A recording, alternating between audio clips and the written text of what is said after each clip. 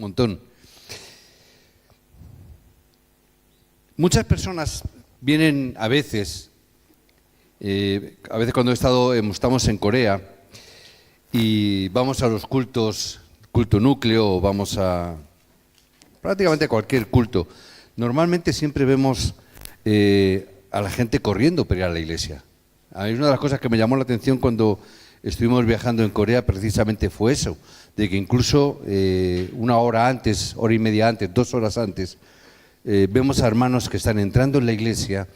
A veces veíamos cómo cuando al abrir las puertas, hermanos salían corriendo, literalmente corriendo, para sentarse lo más cerca posible del lugar donde se iba a predicar la palabra, para estar más atento al mensaje, ¿no? Para recoger más el mensaje.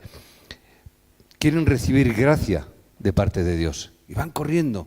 ¿Por qué? Quieren recibir gracia, no quieren perder la gracia. Yo recuerdo en una época también, cuando era más joven, normalmente teníamos la costumbre, lo que yo luego interpreté como una fea costumbre, a mi juicio, en mi entendimiento, de sentarme siempre al final de la iglesia. ¿Por qué? Porque es una forma de pasar inadvertido, ¿no? Me siento al final. Y teníamos esa costumbre. Y digo fea porque, no porque esté mal, hay que llenar la iglesia, ¿no? Pero digo porque en aquel entonces la iglesia donde estábamos era una iglesia más grande, una iglesia muy grande, cerca de 400 creyentes. Entonces cuando te sientas atrás del todo no te enteras de nada. Atrás del todo prácticamente te pierdes mucho. ¿Por qué? Porque los niños, la gente sale, todo ese tipo de cosas que en las primeras filas no ocurre. Entonces yo dije, no, yo quiero recibir gracia de parte de Dios. Entonces mi esposa decía, no, es que con los niños. Digo, pues mira, quédate donde quieras, yo me voy adelante.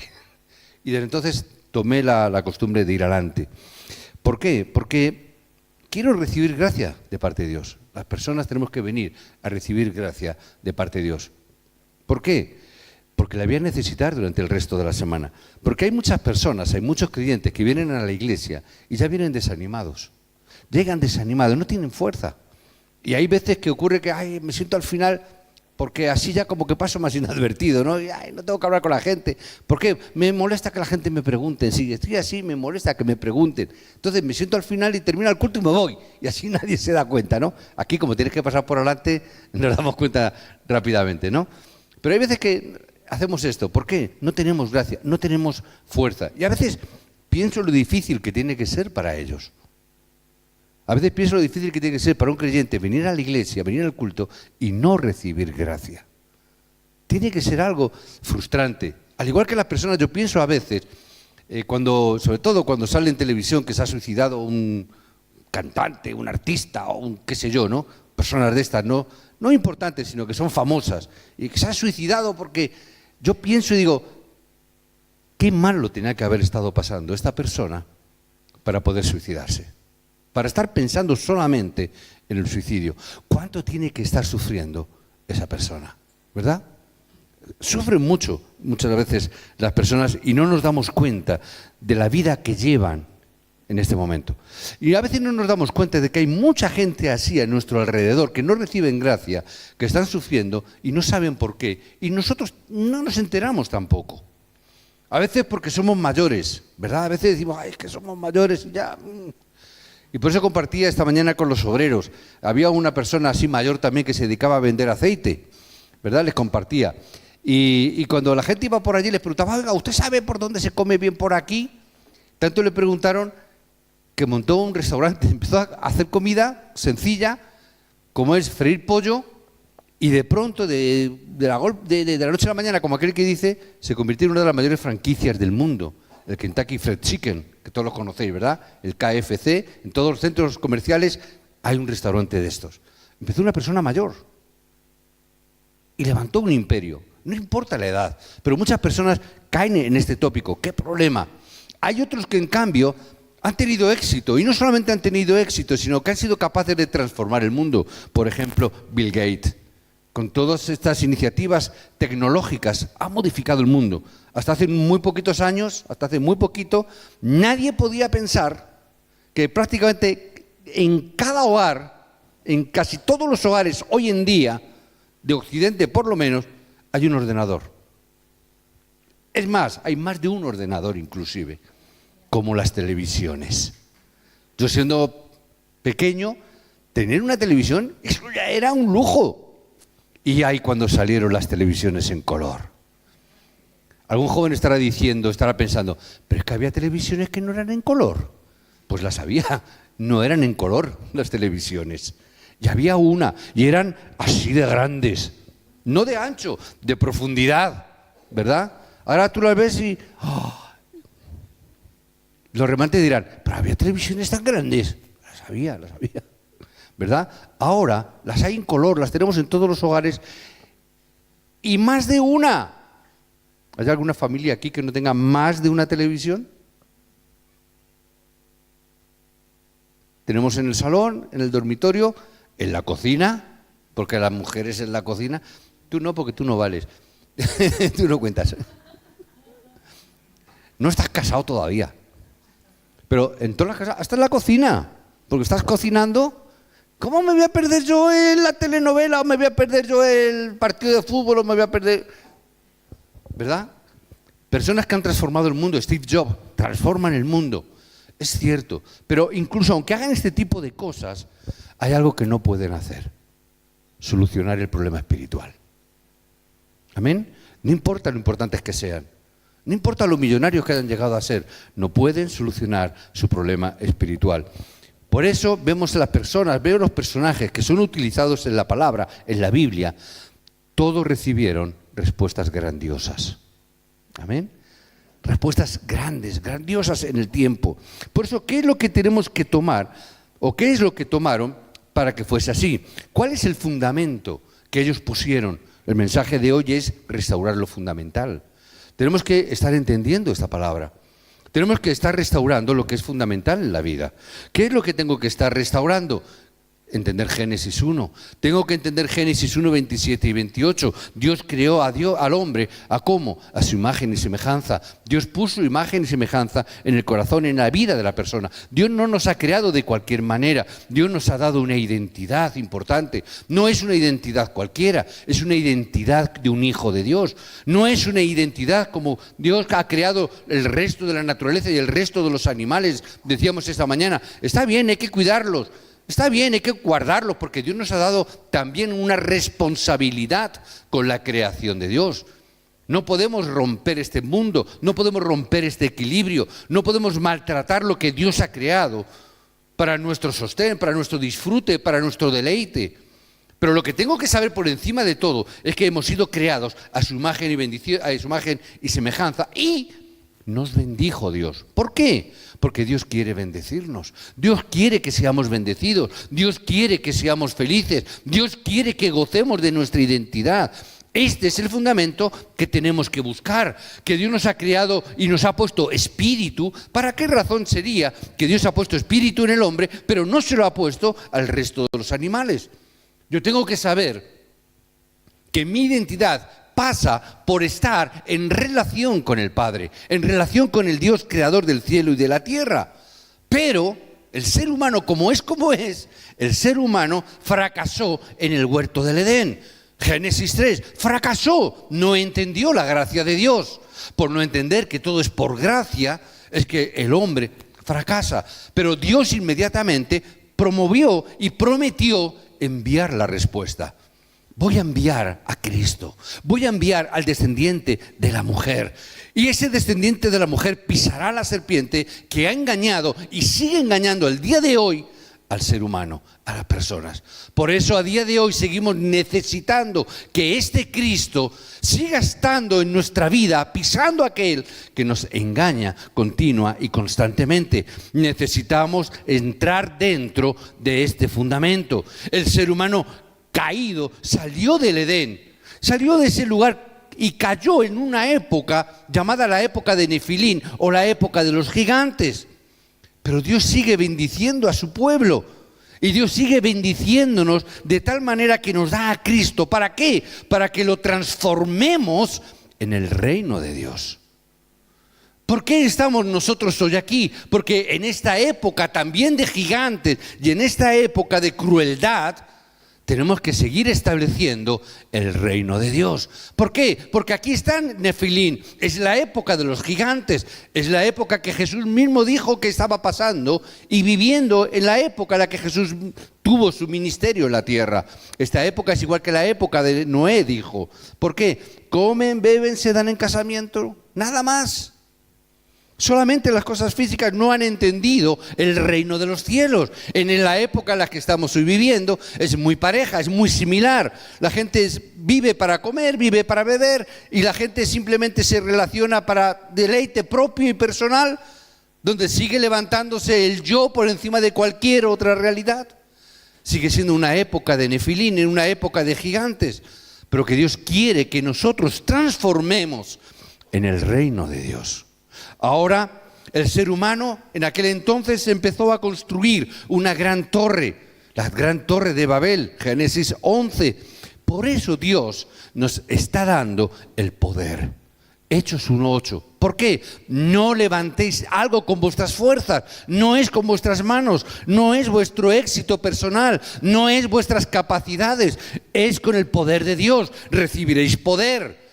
¿Cuándo? Cuando venga sobre vosotros el Espíritu Santo. Pero la gente que tiene éxito no conoce cuál es su problema. Simplemente trata de levantar su propia torre, no conoce el problema espiritual. Por eso en Europa, en Estados Unidos, las puertas de las iglesias se están cerrando. Por eso se venden las iglesias. Por eso los musulmanes saben de esta realidad y están pendientes de estas cosas para comprarlas. Por eso en el norte de Europa está ocurriendo este tipo de cosas. Iglesias se están cerrando y algunas están siendo compradas por los musulmanes, porque no están entendiendo el problema espiritual. Por eso necesitamos entender lo importante que es restaurar lo que es fundamental. Las iglesias muchas veces pelean entre sí. Y dentro de las iglesias incluso pelean los creyentes por no entender lo fundamental. Pelean en cosas que son secundarias, en cosas que no tienen importancia, en cosas doctrinales en las cuales da igual, no es tan importante. Pero hay algunos que, sí, esto es muy importante. Perdemos por no entender lo fundamental. ¿Qué es lo fundamental? Moisés, ve a hacer el sacrificio de sangre. Moisés, ves a dar culto. Que haya ese sacrificio en Éxodo 3:18. Y tomando este pacto que es Cristo mismo, recibieron respuestas de 1000 años. ¿Cuándo? Cuando tomes el pacto de la sangre de Cristo. No es hacerlo de otra manera, es hacerlo a través del pacto de Cristo. Pasado ese tiempo, pasado 800 años, he aquí, un profeta se levantó y dio una palabra que fue el pacto que Dios dio en Babilonia. ¿Qué dijo? He aquí la Virgen concebirá y su hijo será llamado Emmanuel. Amén. Dentro de poco vamos a celebrar la Navidad. Vamos a celebrar el cumplimiento de esta palabra profética. No nos vamos a quedar con la Navidad ahora, todavía hay tiempo. Lo que quiero ver es que pasaron 800 años hasta que esta palabra fue dada. ¿Qué significa? En ese tiempo Dios bendijo al pueblo. ¿Por qué? Porque abrazó el pacto de la sangre de Cristo. Amén. ¿Por qué cayeron en el cautiverio? Cuando perdieron el pacto. Mira la historia de la iglesia, mira la historia del pueblo de Israel, mira la historia que vemos alrededor. Y tiene que pasar un tiempo hasta que Pedro, que conocía el problema espiritual y conocía el problema fundamental del ser humano, ¿qué es lo que confesó? Jesús, tú eres el Cristo. Tú eres el Hijo del Dios viviente. ¿Quién no conoce ya Mateo 16:16 en esta iglesia? Todo el mundo. ¿Qué es lo que significa? Después de 700 años, que Isaías dijo, y esa expresión de Isaías 7:14, 700 años pasaron. Después de 300 años de que Pedro hizo esta confesión, ¿qué ocurrió? Roma fue conquistada. Roma fue conquistado por el Evangelio. Si sumas 700 más 300, son 1000 años. ¿Por qué decimos vas a recibir bendiciones de 1000 años? Ya la palabra está cumpliéndolo. Después de esa expresión de Isaías 7:14, después de 1000 años, el mayor imperio del mundo fue conquistado por el Evangelio. Dios, ¿qué quiere? Darnos esas bendiciones. Por eso Dios mismo nos llama ¿a qué? A no restaurar las cosas físicas, sino que restauremos lo espiritual. Restaura lo espiritual. Hechos 2:1, cuando llegó el día de Pentecostés. ¿Qué significa? Vas a recibir el poder espiritual, no el físico. No es que te vas a hacer millonario ni nada de eso, sino que vas a recibir el poder del Espíritu Santo. ¿Cuándo? Ese día.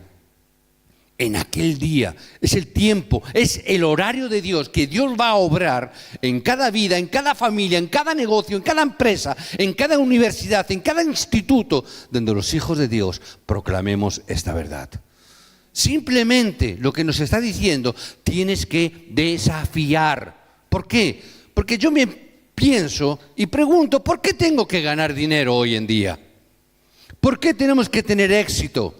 ¿Por qué tenemos que hacer todas estas cosas? Porque tenemos que conquistar Roma. No es para que nosotros vivamos bien, sino para que esta palabra se esté cumpliendo y recibamos las bendiciones que Dios tiene para nosotros de aquí a 1000 años en adelante. Porque estamos orando por los remanentes. ¿Por qué oramos por los remanentes? Si yo me falta poco, como aquel que dice, si yo a lo mejor no los veo crecer, no me importa. Son las bendiciones de 100 años que Dios tiene y nos está dando por adelantado. Yo estoy viendo las bendiciones. Yo estaba viendo los remanentes y se me estaba cayendo, abriendo la boca de ver cómo estaban alabando al Señor. Yo estoy viendo los remanentes y estaba viendo la generación que va a conquistar Roma. Va a conquistar nuestra Roma. ¿Pero qué tenemos que tomar? Porque es entender que es solucionar el problema espiritual que no se ve con los ojos. Los remanentes están entendiendo esto más y mejor que los adultos. Porque todavía no están aprisionados con lo físico. Tengo que entender esto. Es el desafío. Es desafiar por causa del Evangelio. Las personas que vieron y entendieron correctamente esto, Dios les prometió darles las respuestas de 1000 años. Yo quiero ver esa respuesta. No lo veré, pero lo estoy viendo en el proceso del tiempo. Yo no lo veré, pero estoy viendo cómo Dios está levantando los remanentes. Yo veo estos remanentes. Cuando oramos y recibimos palabra podemos ver el futuro. Y no somos futurólogos y no vamos a abrir una consulta para salir en televisión por la noche como hacen muchos, ¿verdad? El futuro que Dios tiene preparado. Significa si tú levantas, si tú desafías, si levantas el movimiento de remanentes desafiando, Dios te va a dar la respuesta de 1000 años. Ay, Señor, gracias. Porque lo estoy viendo ya proyectado en los remanentes. Hoy tenemos que ver el campo de por qué salimos de Egipto. ¿Por qué hemos salido de Egipto? Antes de recibir respuestas, yo a veces pensaba, y se me pasaba por la mente, simplemente recibir de alguna manera beneficios en las cosas. A veces pensaba, no, si tengo una iglesia muy grande, voy a ser importante, te van a llamar de los sitios, te van a reconocer, la gente te va a mirar. Ay, miraba las cosas físicas. En el fondo, ¿qué es? Mirad lo que es bueno para mí. ¿No es eso? En el fondo, ¿qué era? Mirad lo que a mí me beneficiaba. Cuando me di cuenta y empecé a entender el Evangelio, digo, anda, si lo que estaba haciendo era estar cayendo en Génesis 3. No me daba cuenta. Y el diablo me lo pintaba de una manera muy bonita, con colores muy bonitos. Vas a ser un pastor muy importante, tu iglesia va a ser muy grande. Yo digo, ay, pues esto tiene que ser de Dios. En el fondo, ¿qué era? Es tú. En el fondo, el problema, ¿cuál era? Yo. ¿Amén? El problema era yo. Dios me tuvo que dar muchas cachetadas así para hacerme reaccionar. Yo recuerdo hace años una vez orando al Señor, digo, Señor, la iglesia que me has puesto, esta iglesia no me gusta. Esta iglesia con estos obreros que son tan malos, son tan vagos, no hacen nada. Yo estaba orando a Dios y me quejaba a Dios y digo, Señor, hasta que un día, yo creo que se cansó de escucharme. Y un día me dijo, ¿sabes una cosa? Dijo, ¿sabes cuál es el problema? Hombre, pues dímelo ya, porque para cambiarlo. El problema eres tú. Y me dio una colleja de esa envergadura Nunca jamás se me ocurrió volver a tener un pensamiento de eso. Dijo, el problema eres tú. ¿Por qué? Porque tú todavía estás en Génesis 3. Eres tú el problema. No es la iglesia, eres tú el problema. Pero Señor, ¿cómo yo voy a ser el problema si yo...? Tú eres el problema. Porque estás pensando solamente para ti en lo físico.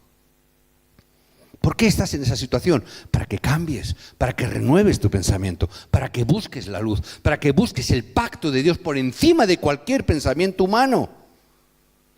Nosotros caemos en esa tendencia, pensamos que es lo bueno, tener una iglesia grande es lo mejor. Bueno, depende, según el plan de Dios. No te he llamado a tener una iglesia grande, ni a una iglesia pequeña. Te he llamado a dar el pacto del Evangelio de Cristo. Lo demás no es asunto tuyo, lo demás no importa. Lo importante es que tú estés entendiendo esta palabra. Ahora yo entendí por qué no recibía respuesta. ¿Cómo voy a recibirlas? Comencé a ver la Biblia, comencé a ver la palabra, a escuchar el mensaje. Vi las respuestas ahí. Siempre hemos pensado que el evangelismo era difícil, siempre hemos pensado esto.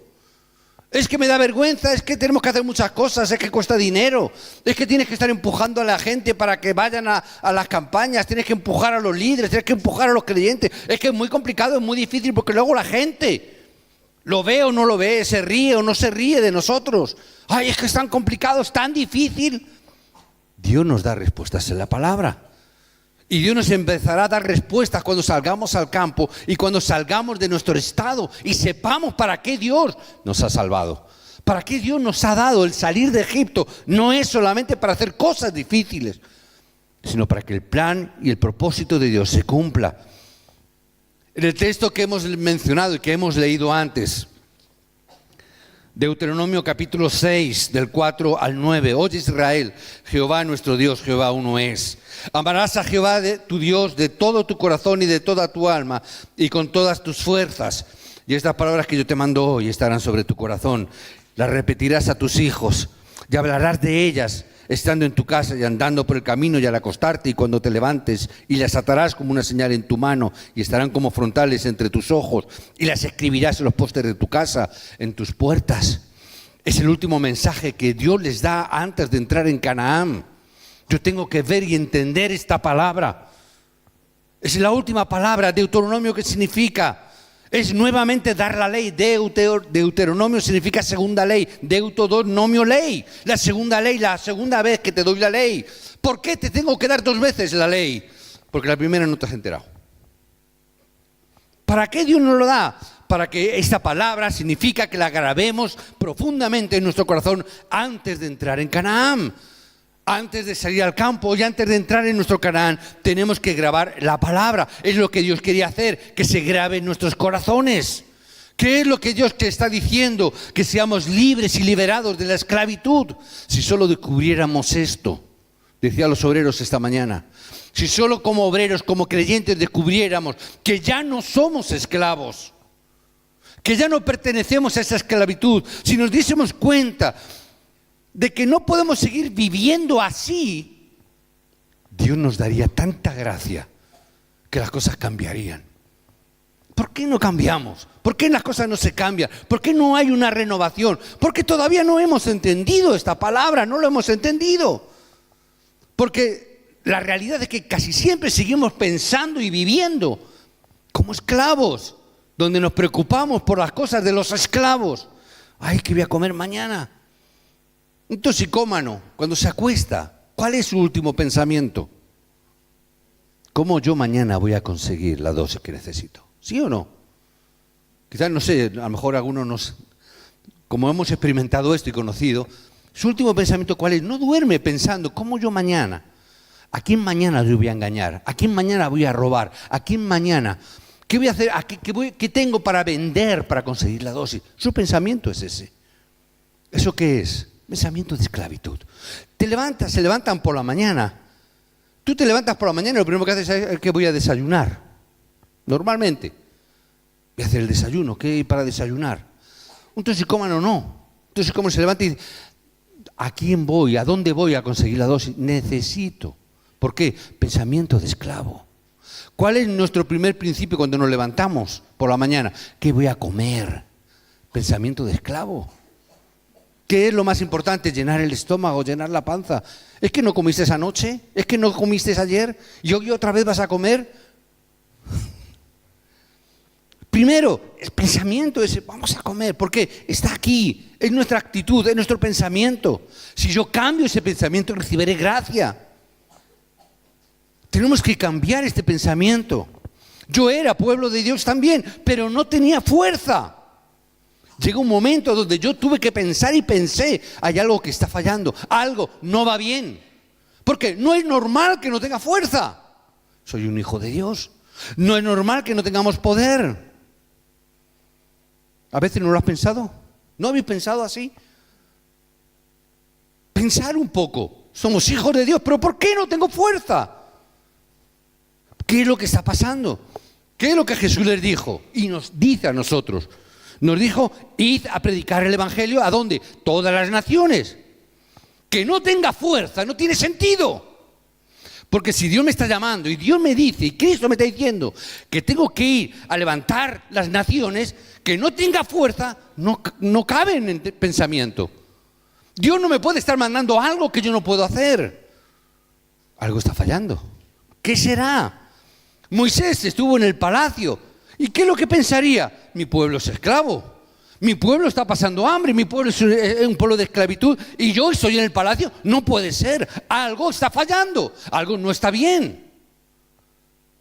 Pero a veces ni siquiera pensamos, bueno, pero tengo para comer.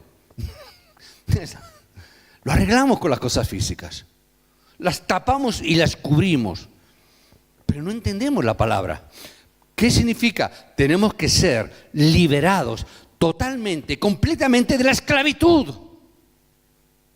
Ser libres completamente. ¿Por qué? Hay cosas por las cuales estamos atrapados. Hay cosas en nuestra vida que nos tienen atadas, que no nos sueltan. Tenemos que desatarnos de todo esto. La pobreza no es algo que quizás hayamos hecho mal. Las enfermedades vienen, no es que a lo mejor nosotros hayamos hecho cosas malas. Muchas veces es algo que se traspasa de generación en generación, pero estoy atado a esa generación tras generación. La idolatría pasa hasta tercera y cuarta generación. No es que yo lo haya hecho mal, es que la maldición viene sobre mí, estoy atado y no puedo salir.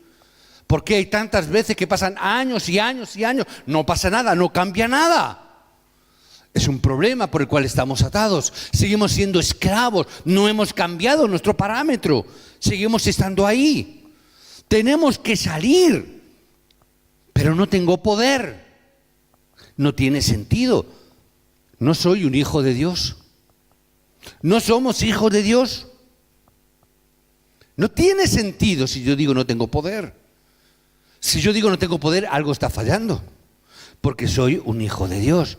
Si en el día de hoy determinamos esto, si en el día de hoy determinamos cambiar nuestro pensamiento, salir de esa esclavitud, Dios nos dará las respuestas de 1000 años. Porque Dios lo ha prometido así. Moisés recibió esas bendiciones de 1000 años, esas respuestas de 1000 años. Cambió el mundo completamente. El mundo en el cual él estaba lo cambió absolutamente. Al que toma las respuestas de 1000 años, Dios le da el fundamento y la restauración y el desafío también. Podrás desafiar, porque Dios te da las bendiciones de 1000 años. No te preocupes, desafía. Las bendiciones están ahí. José tomó el pacto y Dios le dio las respuestas para 1000 años. ¿Hasta cuándo? Hasta que vino un faraón que no conoció a José. ¿Cuál fue el problema? Que no levantó los remanentes. Y se levantó un faraón que dijo, uy, ¿y estos quiénes son? ¿Y estos? No conoció a José. Pasaron años, no conoció a José. Fueron bendecidos, pero llega un momento que si no levantamos a los remanentes, se pierde. ¿Amén? Tenemos que levantar esos remanentes importantes. Dios todo lo va a transformar. A veces las personas piensan, ay, es que esto a mí no me funciona o me deja de funcionar. No es cuestión de funcionar o no me funciona o sí me funciona. Es cuestión de permanecer en el pacto eterno de Cristo o no. No hay otra historia. Evangelio no es, ¿me funciona el Evangelio o no me funciona el Evangelio? No es esa la cuestión. Estáis poniendo mal la pregunta.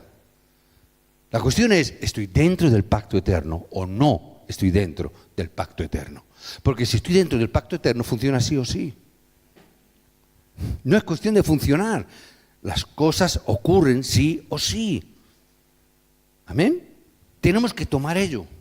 El día que pintaron la sangre, fueron libres completamente. No era cuestión de funcionar o no funcionar. Era cuestión de que plasmar en las puertas esa sangre del Cordero. Era hacer efectivo el pacto de la sangre. Es esa representatividad de Cristo. Por eso en el momento en que reconozcamos completamente el poder de Dios, todas las fuerzas de la oscuridad se quebrantan. Ahora, yo entiendo a veces es difícil creer. ¿Por qué? Hombre, a mí si me dicen que tengo que poner la puerta de la iglesia, mancharla de rojo, claro, ¿quién de nosotros no diría, se te ha ido la chaveta, ¿verdad? Entonces, pero no es cuestión de funciona o no funciona, no es esa la cuestión. La cuestión es si la pintas o no. Si la pintas o no. Pero va a funcionar, no es esa la cuestión. Es, ¿estás en el pacto o no estás en el pacto? Si hay sangre de Cristo o no hay sangre de Cristo.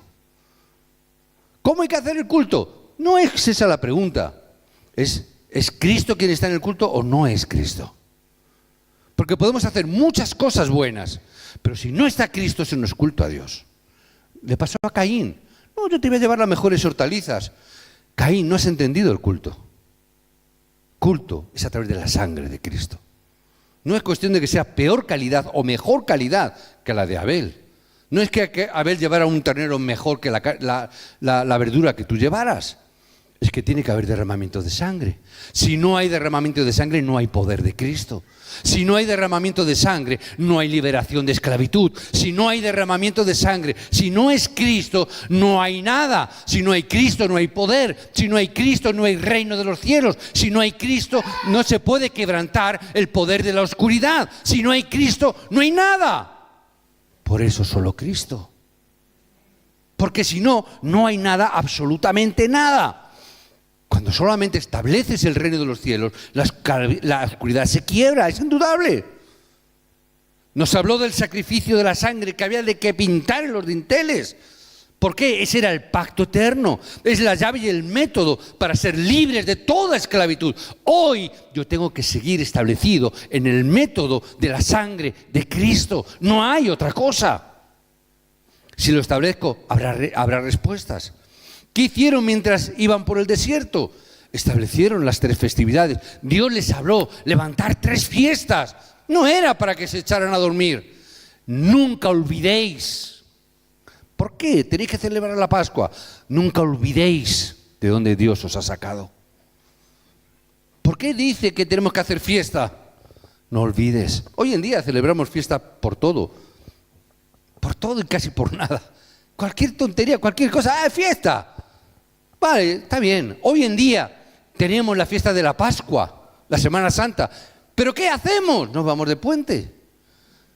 Porque nos han dado además jueves, viernes y domingo. Ya está, de puente. No hay iglesias, no podemos hacer actividades en Semana Santa porque en vez de glorificar la obra de la muerte de Cristo y la resurrección de Cristo, nos vamos de puente. ¿Qué significa eso? Somos esclavos.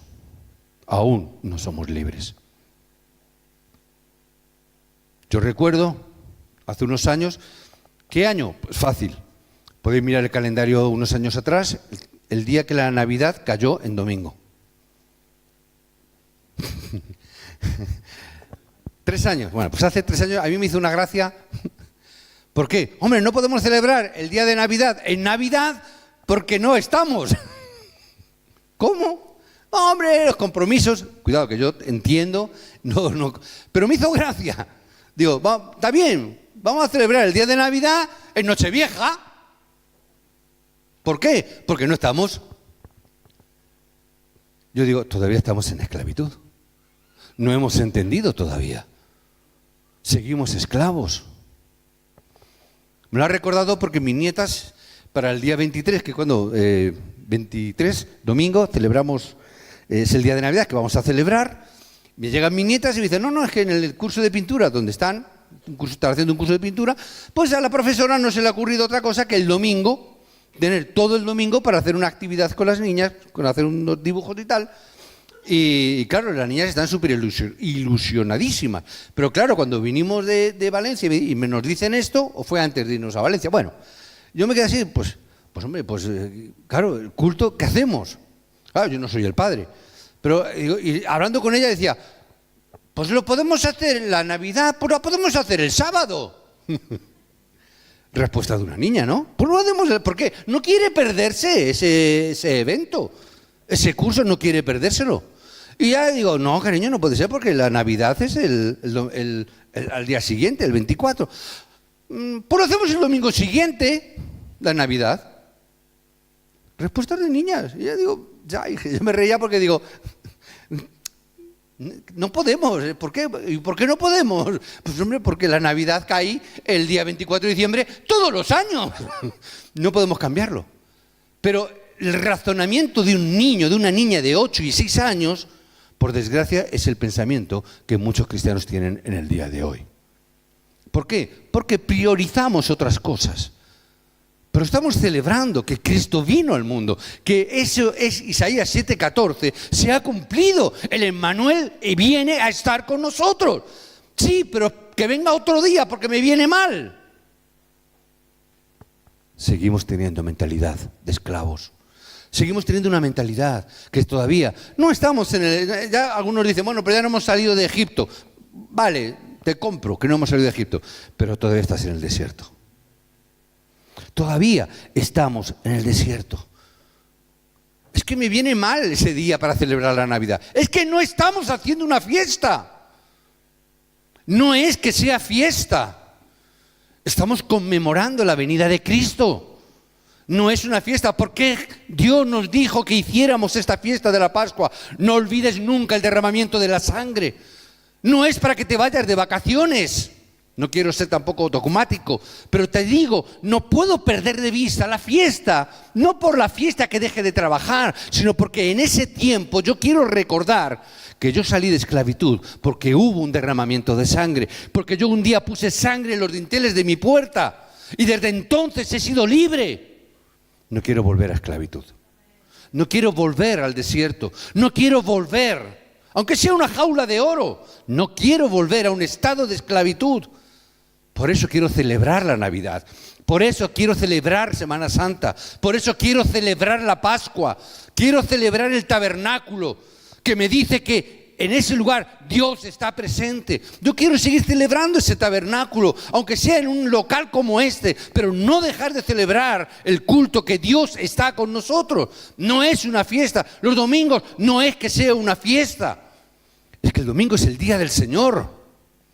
No es que yo vengo porque como es fiesta vengo, no, es que es fiesta porque es el día del Señor.